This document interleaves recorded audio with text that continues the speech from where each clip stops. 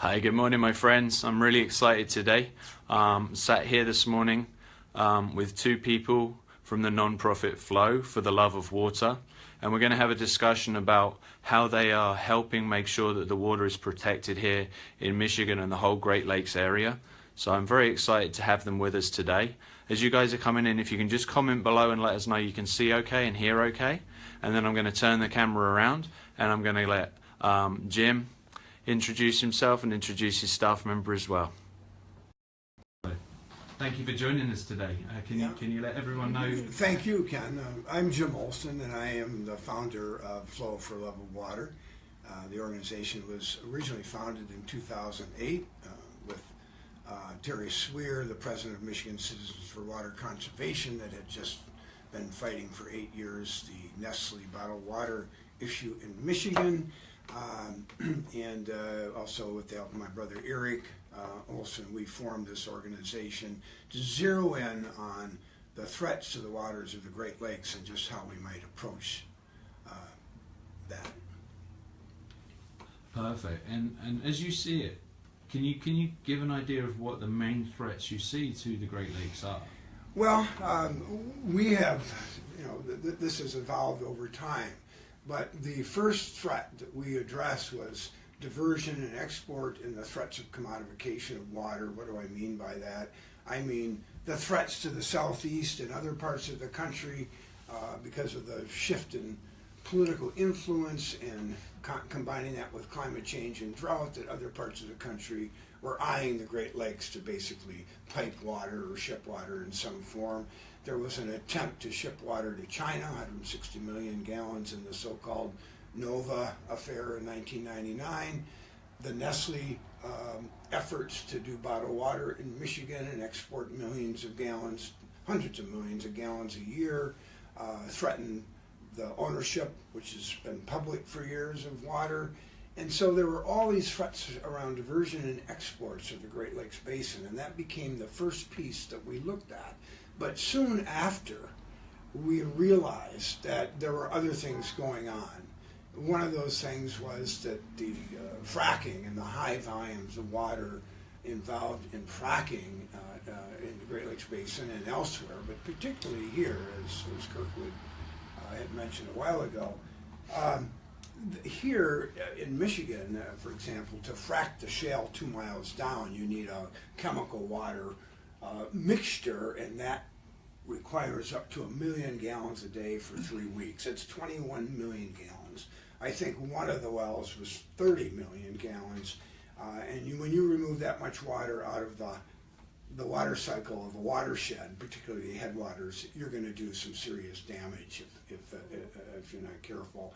So that became another issue. And then we realized that there were efforts by international water companies to privatize the Milwaukee water system. So we started looking at the whole idea of privatization of water versus water being public. And then there were the algal blooms in Lake Erie in 2011, where 1/3, the western third of the lake, turned pea soup, green pea soup, toxic algae. In 2013, 2014, water systems in Toledo and Monroe, Michigan being shut down because of that. And then all of that being driven by climate change and invasive species. So we began to see that this was all interconnected. And that's when, in 2011, Flow reformed into a 501c3 tax-deductible charitable contribution nonprofit organization. And we were at that point very fortunate to find Liz Kirkwood, our executive director, to come in and lead the organization into the future based on this premise that we stand in the water for water as a commons fundamentally. And we stand there applying an ancient principle called the public trust doctrine, which I can talk about in a minute. But it essentially is a doctrine that says there are limits of what government and other people can do to interfere with the uses of water essential for humankind and life, the sustenance of water fishing, boating, swimming, growing food, drinking water, all those basic things. There are limits on what others can do to impair the quality and quantity of that water for those uses. That's what the public trust doctrine is. It imposes principles. It's been around for almost 2,000 years. It's been recognized by the U.S. Supreme Court. It's been recognized by all 8 Great Lakes states and both provinces of Ontario and Quebec. Recently, because of our work, the International Joint Commission now, which governs the boundary waters along between Canada and the U.S., which includes the Great Lakes, has urged that this principle be considered, looked at, and implemented by the states and provinces in the 2 countries. So that's in a nutshell what FLOW was formed for and what it's about and where we are now. Liz can add a tremendous amount to that because she's been living it day in and day out since she arrived here in August 2011, and she hasn't slowed down since. I don't think any of us have. No, I could tell that when I met her in the street. When I met her in the street this morning for this pretty early interview, she's just full of beans, so much energy, and I'm like, wow, all right, I guess I'm awake now. So Liz, go on, tell us a bit about where you come from, a little bit about your past. Yeah. What drew you into being involved with this mission, and where you've taken it and where you plan to take it? Yeah. Well, first of all, I just want to thank everybody for being here this morning, and it's a special honor and privilege to connect with our tribal partners here in Graham Traverse, and so thank you for coming together, because our interests could not be more aligned. It's just as Jim said, it is, we are about the water, and that is what drives us every single day. I am originally from the East Coast. I grew up in New York, in Brooklyn, but I spent my childhood on the Chesapeake Bay, and have lived a lot of different places out west and living overseas. But water has been kind of that thread that has always been, how can I get back to the water? And when I first came here to the Great Lakes about 20 plus years ago, I fell in love with these lakes. And about 5 years ago, my family and I decided to move here because fortunately my husband had connection, they had family here. And I was just lucky enough to meet Jim Olson, who has been a water champion for his entire life, and started practicing law, I think in 1972, when the Clean Water Act was just enacted, right? Just about that time. And so it's it's just been a real honor and privilege to work with Jim. I knew that I was going to end up working with Jim because he had the fire in the belly, and he just had this passion about thinking through complex problem solving. One thing that we've seen is, humans are very good at responding to disaster. We're not so good at thinking prospectively and thinking kind of long term. How do we prevent disasters from happening? And you can see the patterns and kind of the relationships humans have with water has just evolved, from commerce and navigation to just a commodity where we would just literally put our factories and our industry literally on the shores of the water and just dump all the wastes out there. And so the laws that we have here in the U.S. with the Rivers and Harbors Act of 1899 and then the Clean Water Act of 1972, these are responses to environmental disasters that we've seen. We've poisoned the water It's no longer safe to drink these waters. And there have been some incredible benefits with these laws in terms of cleaning up our waters, but we still are seeing these grave problems that Jim has described to you, where almost 500,000 people in the city of Toledo don't have drinking water. These are things that are unheard of. Flint, 100,000 people whose water is just poisoned. And the irony is that we sit here in the heart of, this is the heartland of the North America, with 20% of the world's fresh surface water, and we are not delivering clean, fresh drinking water to our people, and we continue to jeopardize this incredible gift and legacy that we have to ensure for the protection of this generation, but many generations to come. And what appealed to me so much in speaking with Jim initially was this idea of a stewardship principle that could transcend boundaries, that could transcend jurisdictions. I mean, here in the Great Lakes, as Jim's described, we have, it's an international boundary. It's 8 states, it's 2 Canadian provinces. What can unify these 40 million people who use these waters? And when I say that, I mean, I'm talking about the Indigenous First Nations people, the Native Americans here on the U.S. side. These are the people who first came, to these waters.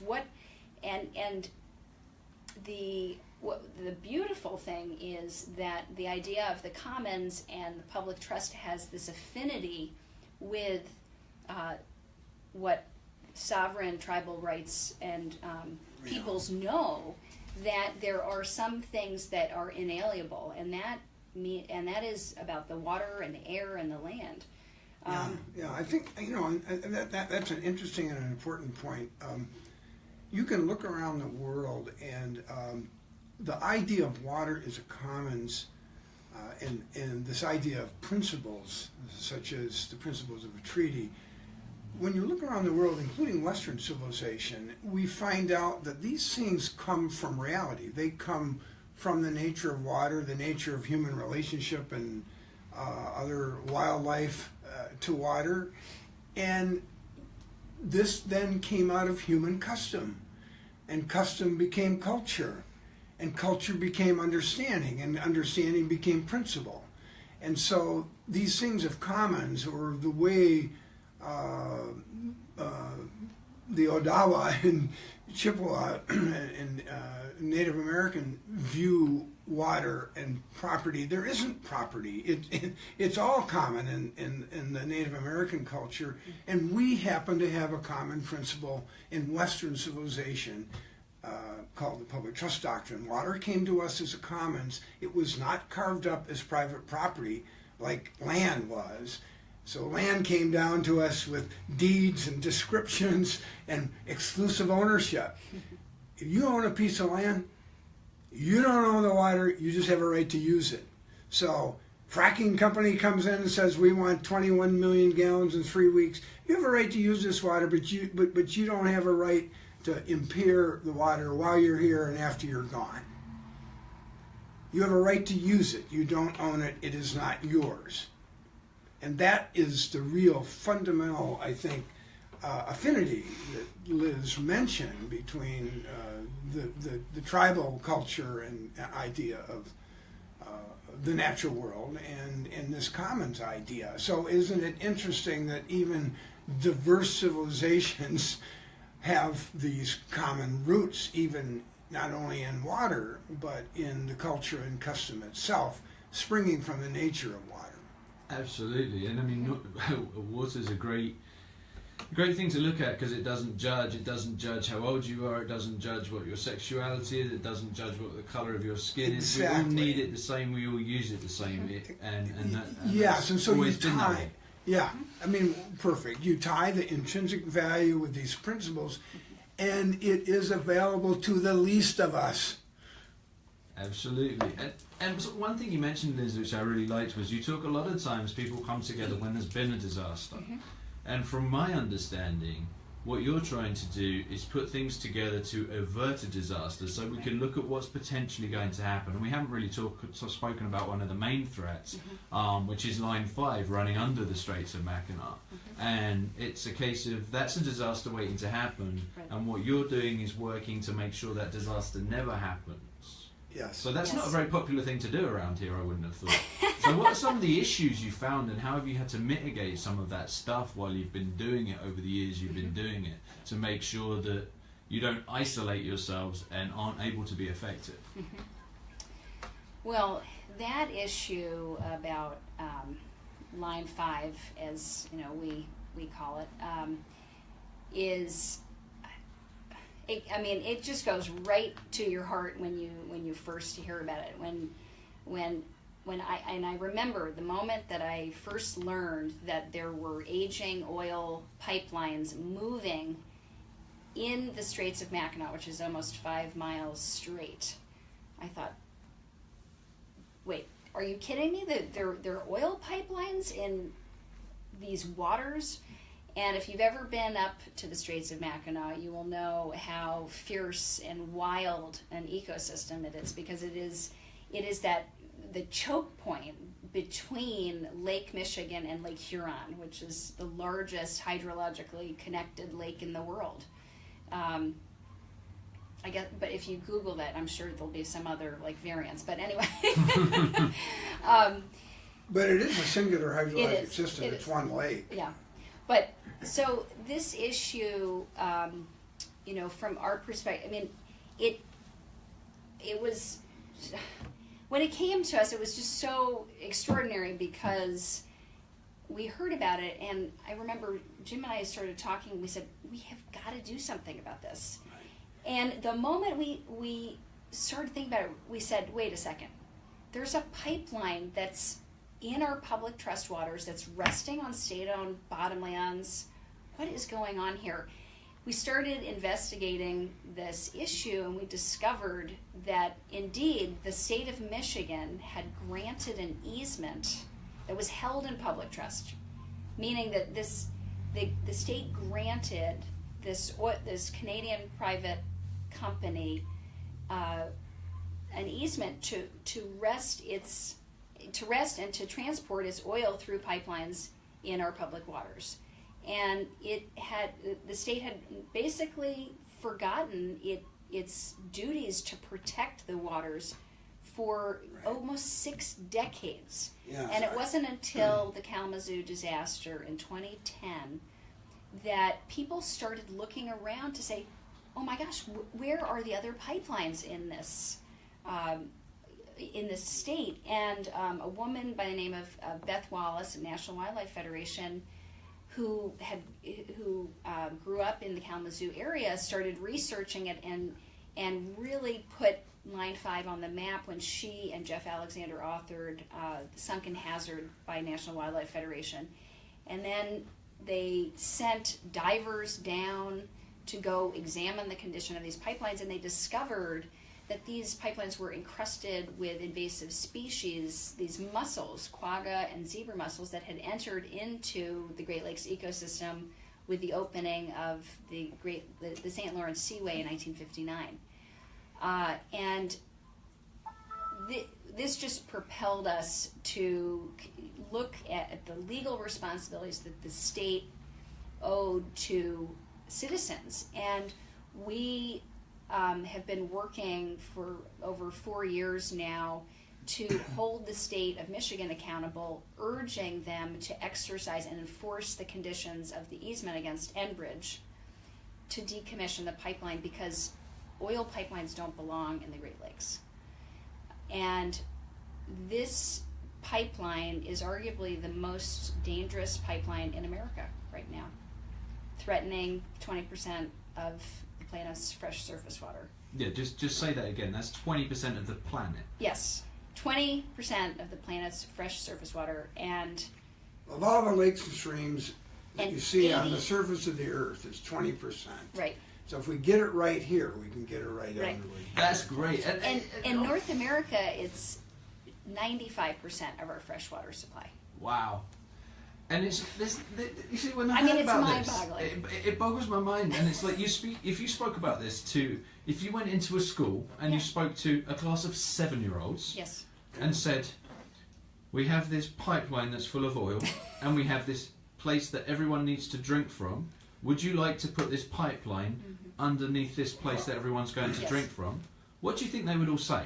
They would say, Right. no way. Well, and you see that, and that's exactly, I mean, that's exactly what the commons and public trust thinking is all about. When you get right down It's to common it, sense. it's quite simple. It's common sense, it's prudence. And ironically, the easement that was maneuvered by Enbridge in 1953 under the Straits of Mackinac, which once you have a government action authorizing some private person to use the waters of the Great Lakes Basin or the bottomlands, you've triggered the public trust doctrine, whether you like it or not. Yeah. And the public trust doctrine is superimposed on any interest. So if you grant somebody an easement to put a pipeline across the straits, their interest is never greater than the paramount public trust interest. They can never violate the public trust. The government cannot, and the people cannot even transfer the right to violate the public trust. It's inviolate. It's non-transferable and non-alienable. So whatever easement Enbridge got is basically a privilege. It's a privilege to put the pipeline there, and if later, as Liz described, it's discovered by people that this is imprudent, that this is not common sense, that the risk is unacceptable to 20% of the world's fresh water, the government has always had, and the people have always had, the right to say, your time is up. We're glad you let to do it. We let you do it. It can no longer be done. Period. Period. They're here at our permission, not their right. And that was a fundamental understanding that we were able to see and develop, and it's right in the easement, right, Liz? I mean, the language, the prudence language, it's right in the easement. Right. Enbridge covenanted to exercise the prudence of an ordinary person at all times to prevent injury to public and private property. Well, I'm really glad you bring that up, because when we spoke to the commercial fishermen, the tribal commercial fishermen, and one thing that they said is, you know, they're regulated so heavily by the Coast Guard that if their boat is not in a working order, they can be taken off the lake immediately. They have to come back to shore. They're not allowed to have even a drop of oil, a drop of fuel go into that lake, and they're so heavily regulated. So if this pipeline that has been clearly shown to have holidays, Yes, let's talk about that. Yeah, talk about the holidays that the pipeline has, which is a description for missing coating. Right. And so that's the euphemistic term that oil owners and pipeline operators have for areas on a pipeline where the coating, well, there's exposed metal. And the reason that, of course, is a problem is that exposed metal can lead to corrosion and ultimate pipeline failure. Let's not say can, it will lead. It will, sure. Yeah. And so the Metal new corrodes the roads. the new evidence, well, a year ago, this is important to articulate, is that we put together a letter, we identified, working with our technical engineers, 8 different violations that Enbridge has broken with the easement, and they relate to the structural integrity of the pipeline. They also relate to the lack of insurance liability.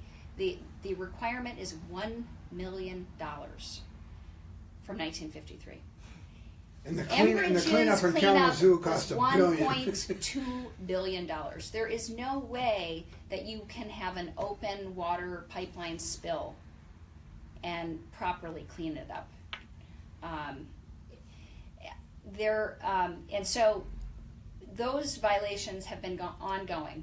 One of the key problems with this pipeline, I call it the Achilles heel, is that this pipeline was designed to snake along the bottomlands. However, the engineers know that, you know, there's metal fatigue, right? So if you have like a paper clip and you start bending it, eventually what's going to happen? It's going to break. And so to prevent that metal fatigue, the engineers required structural supports every 75 feet. Well, they were pretty vague about that. And at first, Enbridge, they basically just dug a little trench and put the pipeline down there. But because it's moving and coming in and out of this trench, over the years, Enbridge has, every 75 feet, it's supposed to find support. But because of the powerful currents, the pipeline is moving out of this trench. And back in 2014 and again in 2016, after Enbridge was required to have a remote operating vehicle examine the pipeline, what did they discover? That they exceeded that maximum span limit.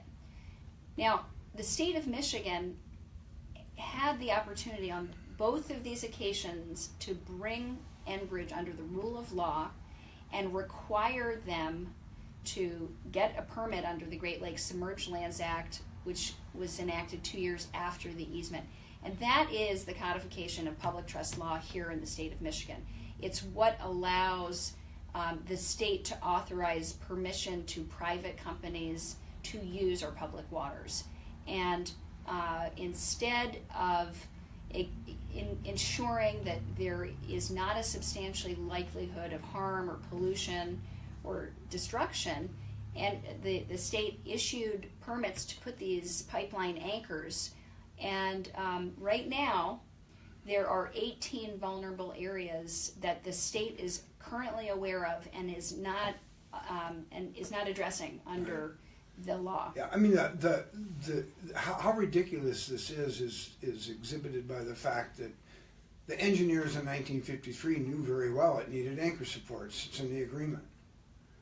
Not until 2001 did the company write a letter to the DEQ and say, well, we've got an emergency. We've discovered we don't have anchor supports, sufficient anchor supports for this pipeline that's now 61 years old at the time they said that. Okay. And since 2001, that has been delayed, and it was only in 2014 and then last fall that the company has actually applied for and start putting these anchor supports in as they alerted everybody in 2001. And as Liz says, once they need to get permission from the state of Michigan, the state should have said, okay, we're going to look at this whole thing now. We're not going to look at the anchor supports. This raises the question in 2016 or today, 64 years later. The 64-year question is, should this be here because of the substantial risk? Everybody agrees that this risk of harm to the upper Great Lakes is unacceptable for all the obvious reasons. So why would they then just issue permits for 4 or 5 anchor supports and then tell Enbridge that they can apply later for the other 18 anchor supports when Enbridge says it's an emergency? Everybody knows it's an emergency. There's a high risk of harm. This thing last fall should have been brought in to the state and opened up for complete, full investigation of the entire line, whether it's necessary, what other pipeline capacity and systems in North America can address all the needs that are serviced, and do we really need Line 5? It was time to do that. It has been time to do that, as Flo put out in reports beginning 2 years ago, and again, as Liz said last year. It's past time. What did you say? The state's been in slow motion, I think, last week. And why would you be in slow motion on something so critical and vital as this area of the Great Lakes? And I mean, I've heard some interesting maths, and this is what doesn't make sense to me. Now, correct me if I'm wrong, because I'm not a mathematician, I'm just doing this from the top of my head. But I believe the tourism industry brings in around $38 billion to this area. And Enbridge pay the state somewhere in the region of about $24 million a year for this pipeline. Yes. So again, if you went into a school of kids and said to them, you know, hey, we've got this problem. We've got this thing that's bringing in 30 times as many apples over here and this one's bringing in 1 apple. Which one would you like to do, kids? Do you want the 30 apples or you want the 1 apple? Right. All the kids are going to say, well, we want the 30 apples. Well, what if this 1 apple is causing a problem? Well, let's get rid of that 1 apple. So this just boggles my mind and drives me nuts. Why hasn't it triggered an environmental impact statement? Yeah, that's a good question. Well, first of all, it's crude oil pipelines and their siting. The siting and location of pipelines are authorized and approved at the state level. There is no federal crude oil siting statute. The federal government regulates, it's the building code for the pipeline after they're sited and constructed. That's called the PHMSA, the Pipeline Hazardous Safety Materials Administration. Right. So that they're the ones that oversee the integrity of the pipeline once it's in place. But the question you're asking relates to when the question comes up about something being in place, or in 2017 whether it should be in place, and the company applies for a permit under the Great Lakes Emerged Lands Act. The question was and is, what laws in Michigan demand an environmental impact statement? Quite clear. The Great Lakes Emerged Lands Act says in Rule 1015 that there must be an environmental assessment.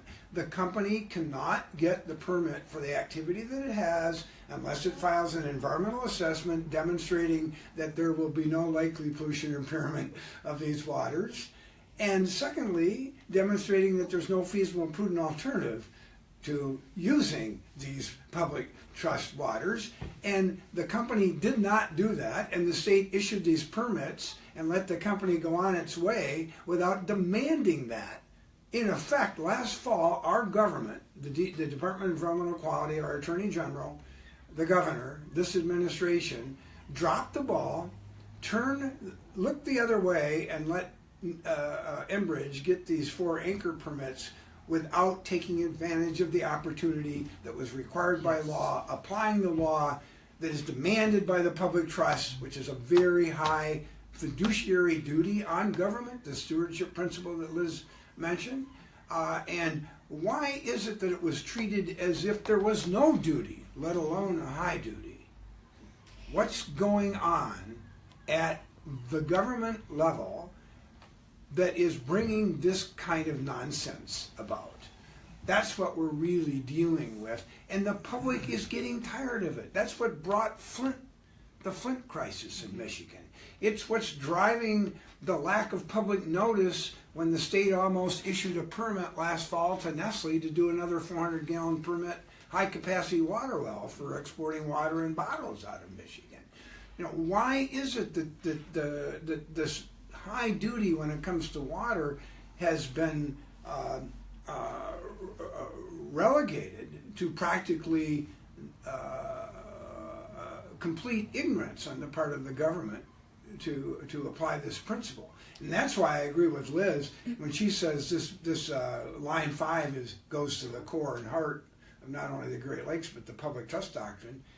It really does. It goes right to the heart of, here's something like you say that's so obvious, there's a high legal duty behind it, and yet it's there, and we're treating we're giving the company all the benefit of the doubt as if they own the water, not us. Why is the government treating it as if they own the water? They don't own the water. They're here by privilege. We allowed them to be here, and they're only here because of that. And that company is actually acting as if it's ours, and if you can't prove us wrong, get out of here.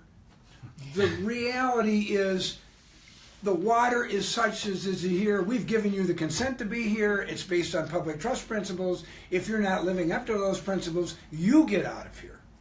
And the optics That's the Jim public is trust. talking about is very important, because there is a lot of confusion about the sequence of how this story is supposed to unfold.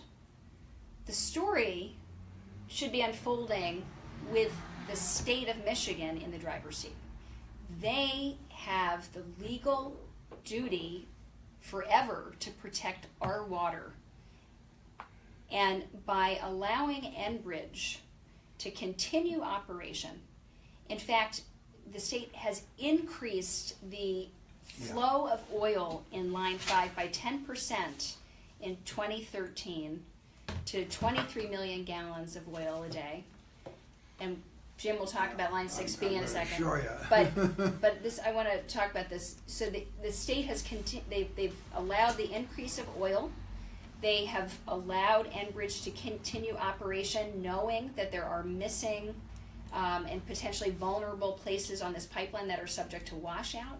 They are allowing this pipeline to operate even though they have heard testimony from the Coast Guard in Congress that there is inadequate emergency oil spill response plan and inadequate, and then of course we've talked about the insurance inadequate liability provision, and the state. Oh, you're going to be an artist now? Yeah, go Okay. ahead. Sorry. Show this real quick. Okay, but the state has allowed this to happen. Instead of being in the driver's seat and taking charge, the state has removed the discussion into the advisory board process. And the DEQ director recently said, we're not even going to talk about Line 5 until these studies on risk and alternatives are completed in June. That is not an acceptable answer. When the DEQ is fully aware about these vulnerable areas of this pipeline, and with the advisory board meeting that you attended the other day, there is clear new information, both from Enbridge itself on the biota investigative work plan that they submitted to the EPA related to a consent decree on the Kalamazoo disaster, and also independent research from Dr. Ed Tim on both the holidays, questions as to the outer wrapping of this pipeline, which does have a fundamental purpose for this pipeline to prevent against erosion and abrasion. And Enbridge is trying, they made this very confusing case to the public. Everybody's sort of scratching their heads.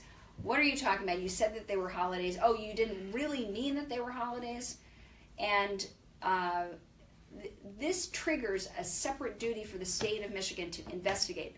And Enbridge's attempt to make a presentation at the advisory board is not a proper investigation and enforcement of the law.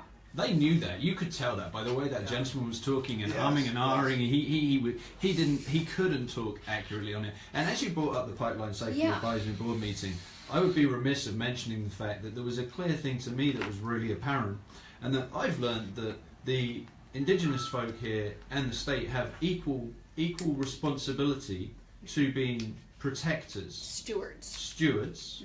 However, when you look to that advisory safety board, what kind of representation did you see from the Michigan tribes?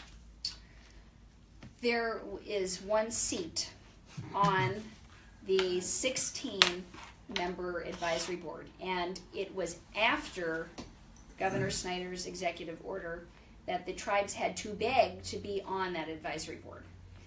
Right? And how many federally recognized tribes in Michigan? Right. 12. Exactly. Right. So. Right. Yeah. And so, and I don't know how that one position was selected versus a. No, neither do we. Oh, okay. Yeah, we don't know. Right. They certainly didn't ask the tribes. Okay. The Well, tribe did federally they invoke recognized tribes. did they invoke the consultation process that they're supposed to? I don't think they did Well, early on. They're yeah. starting to now, but that's Starting taken, to now, that's taken a long time. They should have done that only because some time ago. folks are tired of it. Yeah. Exactly.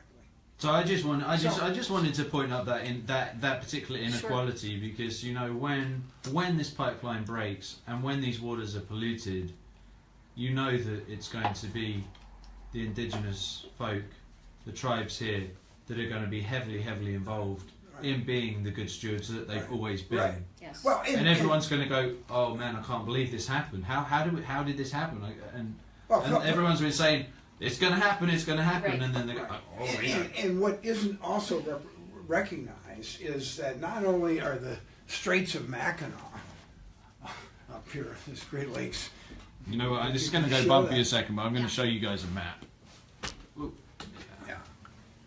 So you see the Straits of Mackinac and the heart in between Lake Michigan and Lake Huron there, between the lower and the upper peninsula. Uh-huh. So not only is that the heartland of the Great Lakes and the heartland of this multi-billion, I think you said 34 billion or 25 to 30 billion, 38 billion tourist industry, but that is the center of the traditional and modern fishing rights protected by the treaties of 1836 and 1855 for the Odawa and Chippewa people in the Great Lakes Basin. I mean, this is going right at the core of their traditional rights and their traditional and modern day viability as a people with respect to fishing. We recognize it by treaty. The federal government and the state government must honor those treaties. And just like the public trust doctrine protects all these rights with the tourism and the guests and the people that fish and swim and have drinking water, the treaties do the same thing. Let's be very clear. The tribes have more to lose. We all have lots to lose with something like this, but the tribes have more to lose than anybody. Wow. They're right in the center of this. And they've got one person on the advisory board. And why is it an advisory board? Why is it just advisory? Well, why is So- Enbridge so- and Marathon on the advisory board that's supposed to evaluate the The risks? folks are asking to see that picture really So- bad. yeah, so- They want to see so- your drawing. So, I don't know if you want to see us drawing, but this one does look This pretty is- Oh, good. they want to is see it. not- It looks Yeah. really good. Jim so- is an aspiring artist. I think it'd be more like a cartoonist. Well, that's good. But this is not a cartoon, as we'll see. Unfortunately. Can you get that, Kevin? Yeah, I got it. So, All right. Liz was speaking of, and you were asking about this responsibility of the government and this idea of what happened in the last 5 years while we're while the government is sort of courting and dancing around Enbridge without doing anything. Not only has the government not done much, and I'm not saying they haven't done some things. They've demanded studies in response to scientific and legal principle. They've demanded information. It's just that it's taken already 3 or 4 years and nothing has actually happened Well, to it's- put the onus and the burden on Enbridge here rather than the risk, the high risk of harm to everybody in the state of Michigan and the tribes. So my point here is when the Kalamazoo River spill down here in line 6B that goes across lower Michigan, if you can see Yeah, that. we got that. So there's 6B, comes down through Wisconsin, they're called something else, goes around Chicago and into Indiana and then across lower Michigan. That 6B blew in 2010, causing the million-gallon release of tar sands oil with substantial billion-dollar cleanup costs and much more harm to the environment and others that is not completely remedied. So in the midst of this then triggered, as Liz said, the recognition that this Line 5 existed under the Straits, and Line 5, this was built in '69, so this was pretty old and blue. This one is like 53 and even older, so it was a real concern. Line 5 is a concern. So at the time in 2010, Line 5 was originally 180,000 barrels a day, right there, 180,000 barrels. Then it went to 300,000 barrels a day, which was it was in 2010. Line 6B was 400,000 barrels a day. Okay? So, we have this disaster. We have this great concern for pipelines. We probably should have put a moratorium in place. What did the state do? What has happened? The state permitted the company to put a new 6B, now called 78, and double the tar sands oil to 800,000 barrels a day. So they had their disaster and leak, And they got, what did they get for that punished? No, they got to double the quantity of tar sands oil in a new pipeline run across southern Michigan. At that same time, this is Enbridge. Enbridge at that same time increased the pressure by 10% to increase the volume from 300,000 to 540,000 barrels a day in Line 5. So Michigan went from 700,000 barrels a day to 1.34 million barrels a day with approvals by the state of the government that let this thing get built on a 30-mile by 30-mile basis, all segmented. And this was all just done by this pump station and this injection line, and it was all called integrity and maintenance. This was not integrity and maintenance. It went from 700,000 barrels to 1.34 million barrels, and Enbridge built the Great Lakes XL pipeline through the state of Michigan in the Great Lakes Basin. That's kind of like And this is larger than the Keystone, and they got it, and it was never subject to the laws that applied because the state turned their cheek or failed to understand that this was a major expansion of tar sands oil, crude oil, through the state of Michigan, and we never did have an impact statement. The public was not aware of this. There was no alternative analysis, and we're coming in 7 years later, and the government is still dragging their feet when they should have never permitted this expansion to begin with. This is what's really happened, and this is what's driving the higher risk, the higher stakes, and the importance of the public trust principle. I mean, that's not maintenance. That's like if I take my Mini and I maintain it, and it becomes a Ferrari. Well, that's nice. I think a Hummer is better, like gas guzzling. It's a bit grander, yeah. But same in that, yes, okay, absolutely. Right. And yeah, I mean, we had this little maintenance, and it became the Great Lakes XL. The Keystone didn't happen in the West; it came through the Great Lakes Basin, with 20% of the world's fresh water at stake. Crazy. It is crazy. And Bad River, Wisconsin. Without public notice, without consultation with the tribes, without participation of the public. All required by the public trust doctrine and the laws of Michigan. Okay, I just have two quick things I wanted to say, though, about this. I mean, this is like an artery system. You have to think about pipelines as a system, just like a human body. And this idea that the energy infrastructure and energy needs in Michigan will collapse without Line 5 is simply not true. Right. We know that what Jim has just explained, Line 6B has doubled in capacity. Line 5 only provides 5 to 10% of the oil that goes to the Detroit and Toledo refineries. The rest of the oil that mostly comes from Canada anyway goes straight back to Canada to the refineries in Ontario, in Sarnia, Ontario. And so we heard about Sarnia yesterday with the kids and the birth. Wow. The gender imbalance. Yes. Yeah. That's another documentary. Yeah. Yeah. This goes deep. This does go deep. I mean, and these are fundamental questions we have to ask ourselves about our future. And by not looking at Line 5 as a system, part of a larger system, and not thinking about how do we problem solve this, we are smart people. We can figure this out. But you have to have a will and you have to have courage to do that. And we are not seeing it. This is the artery system that Liz is talking about.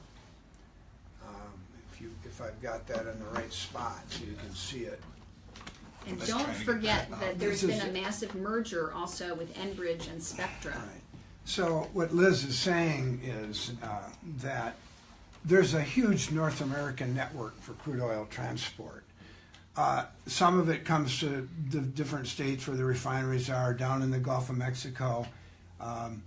Now it's coming through this main Alberta Clipper from tar sands right down through Minnesota and Wisconsin around Chicago, and then there's this line 6B that was doubled going up to Sarnia.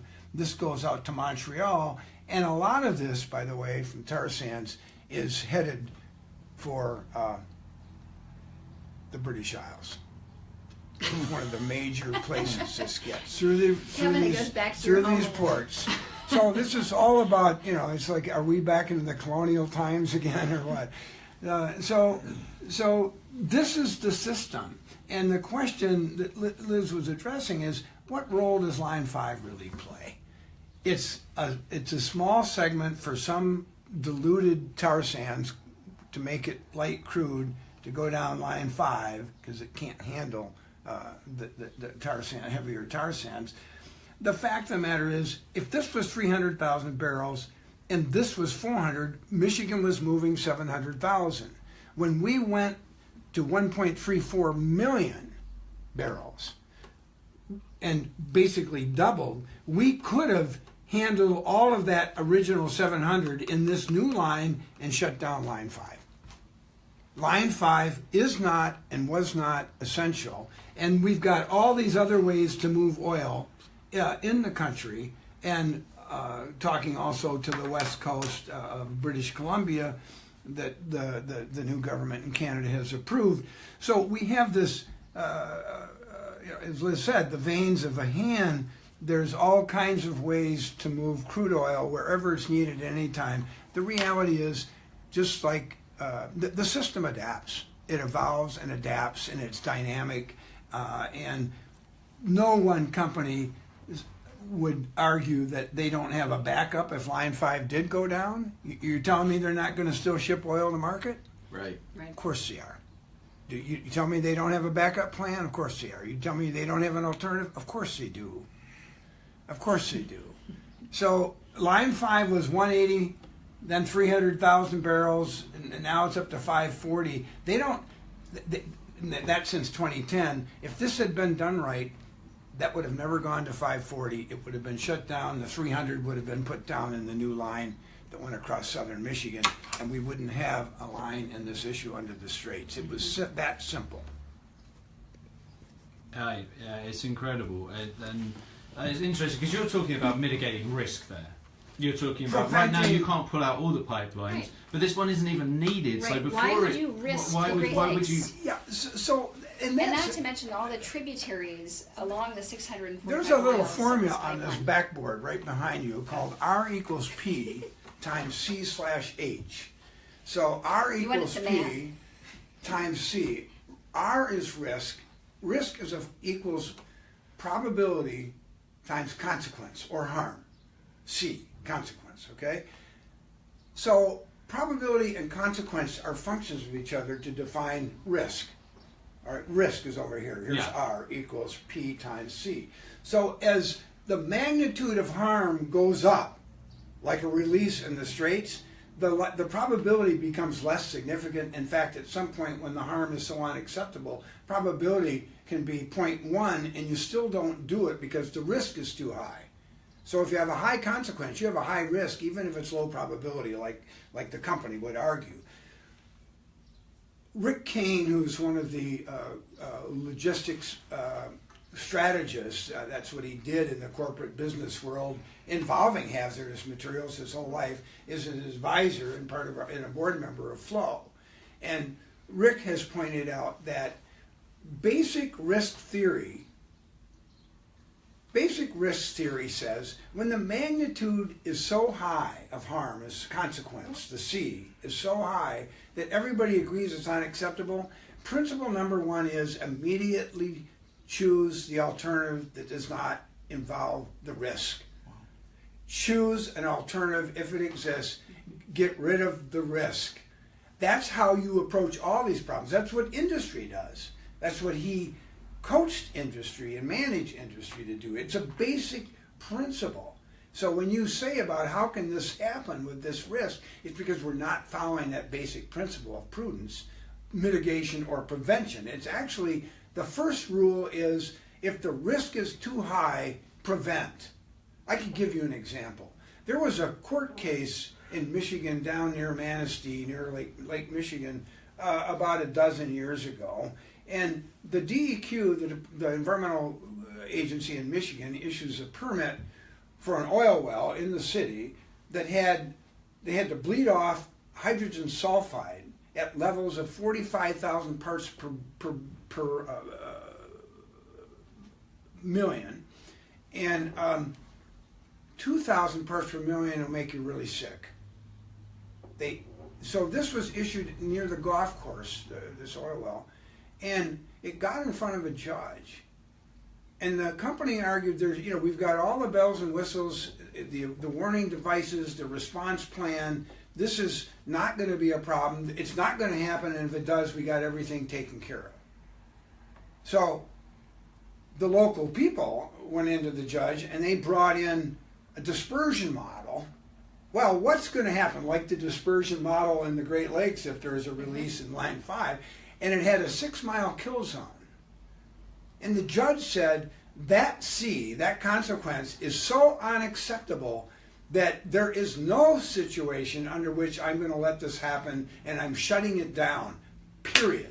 So how can we do this with Line 5? Because the one thing I heard there was, the thing that stuck out in my head was, this was by a golf course. Now, whenever you say golf course, my mind immediately goes to people who have the means, the education, and the support to be able to make a difference and move it. No, it had nothing to do with the golf course. It had to do with the blue-collar workers that lived in the town that were exposed. Yeah? It wasn't the golf course people. Well, that's good. That's actually good to hear. But Yeah. so It wasn't the golf course people. It was the salt of the earth that stopped that, because the consequence was high. And I said that as an example only to highlight the approach that we should be taking on Line 5 under public trust law and under the easement that Liz talked about, and the prudence that you discussed, the common sense. This is what we have to do here. What about the fact that Bad River in Wisconsin have refused the new lease on 12 miles of pipeline? In fact, this Friday, I believe around 10 o'clock, there's an action at their tribal headquarters because they're having a meeting with the Army Corps of Engineers. And someone in here said, the tribe has said, no, we're not renewing this lease. Can't they just turn the pipe off? Why can't they just stop it at that point? Why does there have to be this consultation? And if they say no and it's their land and they don't want it there? Well, it's very interesting that in January of 2017 that the Bad River tribe said to Enbridge that we will not renew their easement agreement to allow Line 5 to traverse their tribal lands. I think that the momentum and the power from Standing Rock absolutely inspired the Bad River Band to stand up for what they know has to go.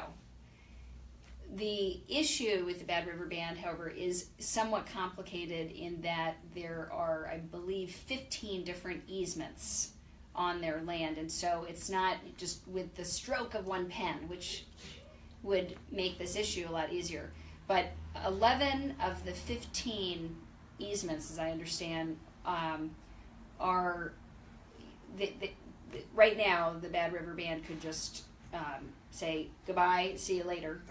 But there are 4 other easements, some that last, I think, till 2043, and some maybe potentially in perpetuity. And so there are some potential takings issues that Enbridge could raise.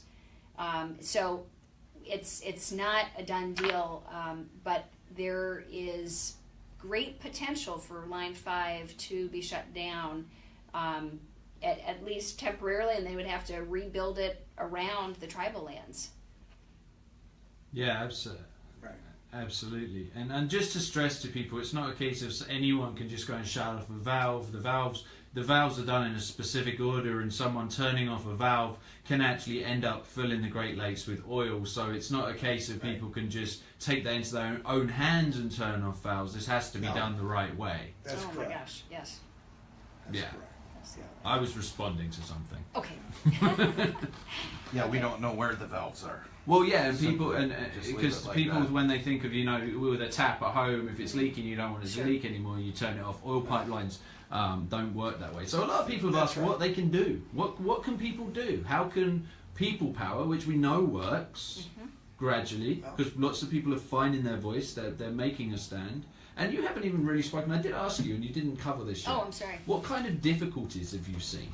And what has that meant you had to do as an organisation to ensure that you're able to get your foot in the door and the places and have the conversations you need to have? Because you can't just you can't just shout down the other side. There has to be a consultation, and you have to be respected in that process. We don't shout down at this organization. That's not what we're about. We are a organization based on science and legal principle, and everything we do is based upon research, careful research, vetting that research, and then we advocate through the power of the science and the law and the principle. And then, of course, through Liz and the staff at Flow and others organizations, there is the messaging and the communication and getting people, as you say, to join together to understand what it is they can do here. But that's how we operate, just so that's clear. Mm-hmm. And we speak of these principles, but we don't do it without careful analysis.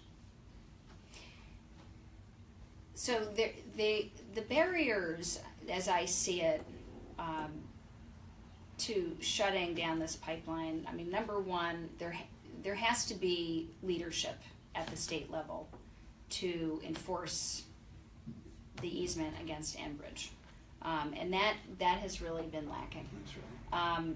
There also has to, the oil and gas industry, I mean, they're mining the stuff from the dinosaurs, but they have to understand that they are part of the dinosaur era. We are transitioning into a renewable energy economy, and that is where we will be in the 21st century. They know that because they just invested into that. That's so right. That's right. the So, dichotomy here, that they are investing into that. Right. Exactly. So Right. Well, because this is a cash cow for them. This is a aging piece of infrastructure that they make, $700 million a year on. And so every day is, another $2 million. It's a great piece of infrastructure for them. what would that lawsuit be when it breaks, though? Like, what is the risk for them? Surely haven't they got any lawyers sitting there saying, guys, this is a really old pipeline, it's out of date, people can see this. Yeah. Right. What about the Well, shareholders? those discussions take Yeah. place with shareholders, so But I don't think they're happening So- in a rigorous way, because No. if they were, where was the SEC when they approved Enbridge's merger with Spectra and evaluating this particular pipeline? look, Enbridge has an $8 billion expansion going on. They have for the last, Oh, yeah. as I was mentioning, for the last 7 or 8 years. And it's all about moving large quantities of oil to Britain and other ports around the world. And this is, we're, the oil industry, the fossil fuel folks don't think we're at peak yet, as Liz was suggesting. I think we're past peak. Everybody knows that on oil, and it's not going to be a fossil fuel economy in the future. But those with vested interest are going to hang on tight and run those out as long as they can, period. Okay? And so that's the struggle. There's a big timing piece here about when all this happens. But I couldn't agree more with Liz about leadership, lack of leadership. We need leadership. Everybody has to begin, shifting to renewable energy in all forms, including how much gas we use driving our cars. Okay, and the other thing is there are 40 million people in the Great Lakes Basin who are legal beneficiaries of this public trust doctrine that we've been describing. It's a legal right that they hold to insist that government comply with this high duty to prevent this kind of magnitude of harm and risk. And because of that legal right, people need to understand that they have it, and they need to band together and exercise it through the hearing processes, the advisory board processes, but more importantly, through the ballot box, because that's how we're going to change leadership. So we need the beneficiaries of this incredible Great Lakes, protected by the public trust doctrine, to step forward in all ways, cut across this selfish interest and that selfish interest, or this gender and that gender. We're all in this together. This is the line of stewardship that can't be violated, and this is what needs to be done by people, all of us. 2017 is the year when Line 5 gets decided, and it's because of citizens who speak up. And that means, and we've already seen this, and most notably with tribal representation at the advisory board meeting before. That was the most well-attended meeting we've ever seen. And the state, unfortunately, chose a space that couldn't even accommodate the overflowing crowds. And I hope that they understand what is about to be unleashed now, because when the next advisory board meeting happens on June 12th. June 12th, people. June 12th, and June we think 12th, it's up north, yes. St. Ignace. Mackinac will keep you posted. When that happens, there will be numbers that we've never seen before. Right. And that's because this issue is so near and dear to everybody's heart. And we are now also watching the Koch brothers, with the American Petroleum Institute and all of the oil and gas industry coming to Enbridge's defense, as we saw the other day at the advisory board meeting. But legally, we have the case.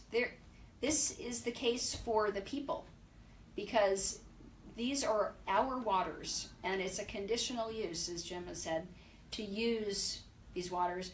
And even the Attorney General himself has said that you wouldn't build a pipeline like this today, and the days of this pipeline are numbered. Well, when are we going to do it? I mean, it's been almost 2 years since he said that. And just like Jim said, this is the year that we get to decide. We make this the gubernatorial issue of 2018. We make sure that all the other representatives, both in the House and the Senate, are clean water activists. And what I mean by that are people who are committed to decommissioning this pipeline, people who are committed to fixing Flint and Detroit, and people who are committed to transitioning to a renewable energy economy. I think if people understand this is about the Great Lakes and the water, the tribes and the citizens who are beneficiaries of this public trust, I think once they understand that, all these other issues are secondary. And if they exercise their rights premised upon the fundamental interests that they have and share it in water, we'll get the right decision. That's going to be the key. That's the key. I can see personally, and this is just what I see in the future, I see Michigan becoming its own, similar to Standing Rock. I see a lot of people who care, wanting to stand up. There's some beautiful places around here to come and camp. It's a beautiful place to come and enjoy the environment, and let people know and let Michigan see that this matters not only to the people that live right here on the lake, but this matters to anyone who drinks clean water, just like at Standing Rock. And I think you'll have people from across the world literally coming here to stand up and have their voices heard. This is 20%, as we've said, of the world's fresh water. We get it right here, and we can get it right everywhere. Thank you so much, guys. That's Thanks. perfect.